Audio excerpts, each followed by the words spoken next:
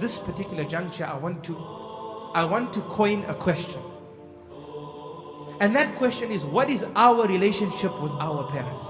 Right now, I want you to ask yourself, what is our relationship with our parents? Are we diligent children with our parents? Are our parents truly happy with us?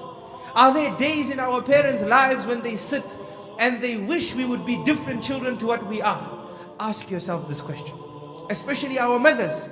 Because Rasoolullah sallallahu alayhi wa sallam taught us about how the mother has a precedence in our lives over the father. And to make us understand this better, I want you to imagine a mother who writes a letter to her child. What do you think this mother would say in her letter? Would she not say, "My dear son, a long time ago, I received the best news a mother can receive, a human being can receive. And that was the news when I was informed that I was pregnant with you. And my dear child, I cannot express how happy I was on that day." And weeks passed by after that. And my body started changing. And I was scared, because I could not eat except that I would vomit what I ate. And I would feel weak. And my body started expanding as you grew in me.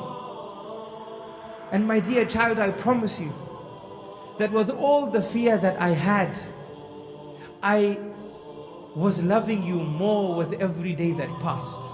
Even though all this was happening to me, the day that I held you became even more dearer to me. And my dear child, those weeks became months. And I became even more heavier, to such an extent where I couldn't stand for long. I couldn't walk for long. And then a time came when I couldn't even sleep on my back, because of the weight of carrying you would cause immense pain on my chest. So I would sleep on my side. But I would fear when I would turn to my side that I might roll onto my stomach and harm you. That was a fear in my mind, my dear child. But I would try my best. And every day that passed, my love for you grew stronger. And my desire to hold you grew stronger.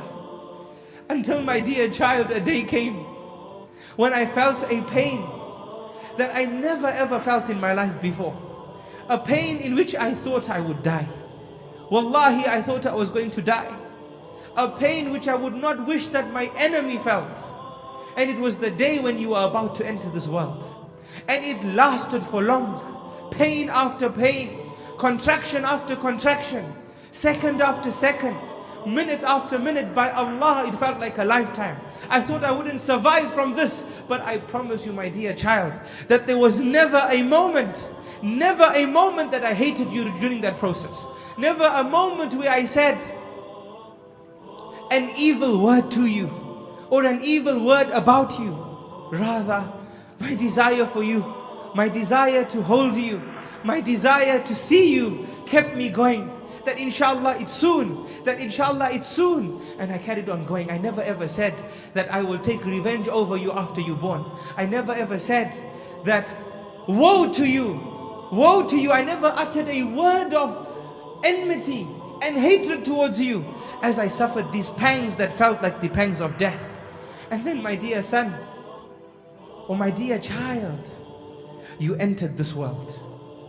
And when I saw you, the pangs of death that I thought I felt dissipated. And the tears that I had in my eyes became tears of joy. And the hurt that I felt in my body became a hurt of joy as I held you and brought you to my chest and smiled and said, Subhana Rabbi al-A'la. Allah has blessed us with a great blessing. And then, my dear child, it never stopped there. For the sleepless nights came after. Why sleepless nights, my dear child? Because I could not tolerate you crying one bit. I would be so tired from looking after you during the day.